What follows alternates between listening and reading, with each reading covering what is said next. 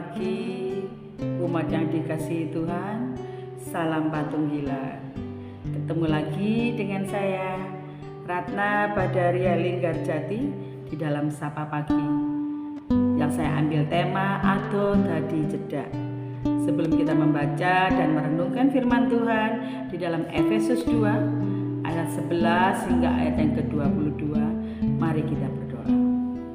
Selamat pagi ya Bapa, selamat pagi ya Roh Kudus, Allah Bapa, Putra dan Roh Kudus.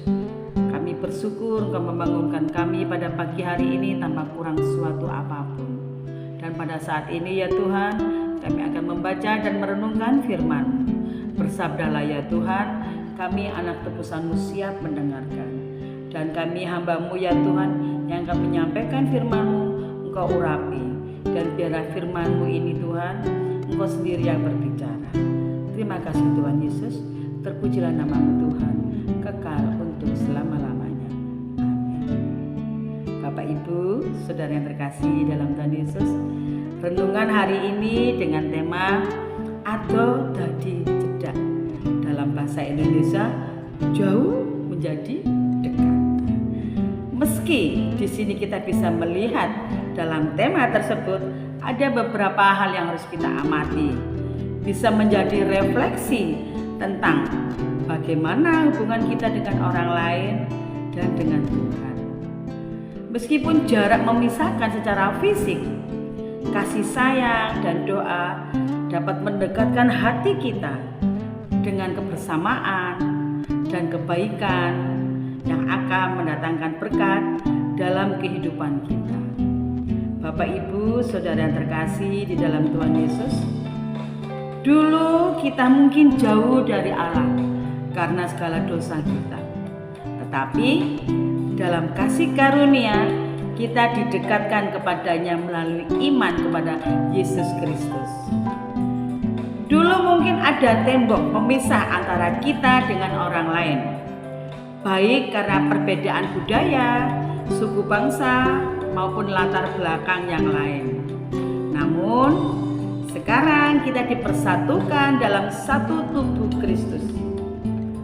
Hal ini yang mendorong kita untuk hidup di dalam kasih, dalam damai sejahtera, dan persekutuan dengan sesama umat.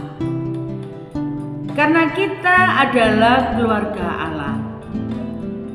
Kasih sayang dan perhatian yang tulus adalah kekuatan yang mampu mengatasi jarak dalam kehidupan kita. Seperti yang kita baca di dalam Efesus 2 ayat 11 hingga ayat yang ke-13. Karena itu ingatlah bahwa dulu kamu sebagai orang-orang Yahudi dan menurut daging yang disebut orang-orang tak bersunat oleh mereka yang menamakan dirinya sunat, yaitu sunat lahiriah yang dikerjakan oleh tangan manusia. Bahwa waktu itu kamu tanpa Kristus tidak termasuk kewargaan Israel dan tidak mendapat bagian dalam ketentuan-ketentuan yang dijanjikan, tanpa pengharapan dan tanpa Allah di dalam dunia, tetapi sekarang di dalam Kristus, kamu yang dulu jauh sudah menjadi dekat oleh darah Kristus. Bapak Ibu, saudara yang terkasih di dalam Tuhan Yesus, di sini menjelaskan bagaimana orang-orang non-Yahudi yang dulu terpisah dan tidak memiliki harapan, kini melalui Kristus telah didekatkan kepada Allah dan menjadi bagian dengan umatnya. Bahkan kalau kita membaca kembali di ayat yang 14 sampai ayat 16, di sini menyatakan bahwa Kristus telah meruntuhkan tembok pemisah, yaitu hukum Taurat, yang menjadi pemisah antara orang Yahudi dan orang non-Yahudi. Nah, di sini kita bisa melihat, bahkan di ayat yang ke-17 hingga ayat yang ke-22 menekankan di sini bahwa Kristus datang membawa damai sejahtera. Membawa damai sejahtera. Buat siapa? Yaitu buat kita semua. Untuk kita semua yang dekat dengan Tuhan. Apakah yang jauh tidak mendapatkan damai sejahtera? Mendapatkan. Asalkan kita selalu berharap kepada Tuhan, yaitu melalui doa. Kuasa doa sangat besar sekali mujizatnya di sini. Kuasa doa dapat mempersatukan mereka dalam satu tubuh di dalam gereja. Melalui Kristus, kita menjadi anggota keluarga Allah. Dibangun menjadi bait Allah yang kudus. Sebagai anggota keluarga Allah, kita dipanggil untuk hidup dalam damai sejahtera. Untuk apa? Yaitu untuk saling mengasihi satu dengan yang lain, saling membangun, saling mendorong. Kita berempati kepada orang lain. Bukan berarti kita masa bodoh, urusan lulu goa-goa boten. Tapi justru kalau ada saudara kita yang menjauh, mari kita rangkul bersama-sama. Bukan berarti kita masa bodoh, rasakna ono dhewe, boten. Tapi kita harus mendekat kepada mereka. Ono apa? Adakah yang bisa kita bantu? Itu yang harus kita perhatikan. Bukan di dalam permasalahan apabila ada saudara yang semacam itu, tiba-tiba kita menjadikan males, boten.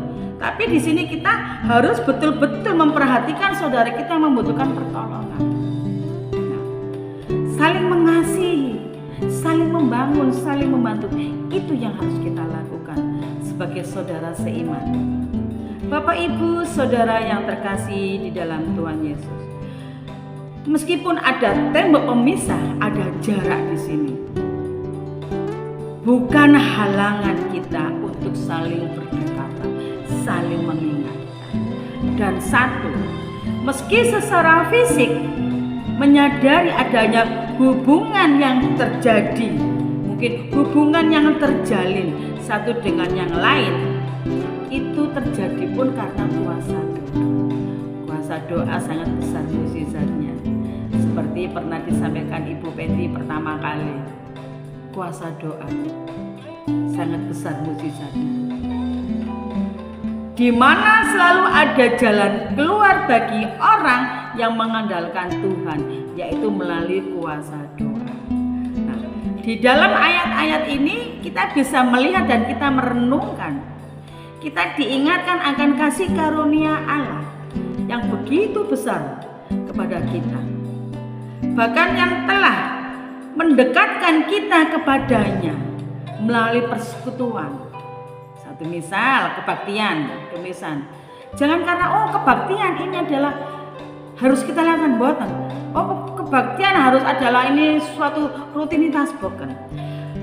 Kebaktian adalah merupakan salah satu persekutuan di mana orang percaya, saling menguatkan, saling membantu sama lain. Bukan berarti ada urusan lolo goa-goa, boten. Saling membantu. Di dalam ibadah berayat ini pun saling membantu, saling mengingatkan di dalam persekutuan. Bapak Ibu, saudara yang dikasihi Tuhan, mempersatukan kita dengan sesama itu adalah hal yang upahnya besar di surga. Kita mengingatkan saudara kita satu dengan yang lain. Bahkan di sini kita diingatkan Allah yang begitu besar akan kuasanya yang telah mendekatkan kita kepada sesama dan mempersatukan kita dengan umatnya yang percaya kepada Tuhan. Mari kita di sini sama-sama sebagai anak Allah dan saling mengasihi satu dengan yang lain. Mari kita membantu apapun itu. Mari kita saling membangun di dalam persekutuan, di dalam gereja, di dalam ibadah berayat alit, ibadah kemisan. Kita membangun persekutuan yang harmonis. Kita berbagi dengan saudara kita satu dengan yang lain, tanpa ada tendensi, tanpa ada sesuatu hal yang lain. Kita bersekutu di dalam Tuhan. Kita tetap merasakan hubungan kita yang dekat dengan Tuhan. Kalau ada saudara kita yang menjauh, kita mengingatkan, ayo kita bersekutuan dengan Tuhan. Ayo ada ibadah berayat. melihat Alit. Kita mengingatkan saudara kita supaya kasih itu bisa terhubung satu dengan yang lain. Dan satu yang terpenting, Bapak Ibu Saudara, tetap andalkan Tuhan. Jangan ragu. Tuhan Yesus memberkati panjenengan. Amin. Mari kita berdoa. Puji syukur kami panjatkan di hadapan-Mu ya Bapa, atas segala berkat, rahmat dan kasih yang Kau curahkan, yang Kau berikan kepada kami. Meskipun ada pun beberapa masalah di dalam kehidupan kami, tapi kami yakin dan percaya Engkau punya rencana, rancangan yang indah, yang luar biasa buat anak-anak. Tidak ada dalam kehidupan kita Tuhan yang saling menjauh. Kita akan bisa saling mendekat, berbagi satu dengan yang lain. Itu karena kuasa-Mu ya Tuhan.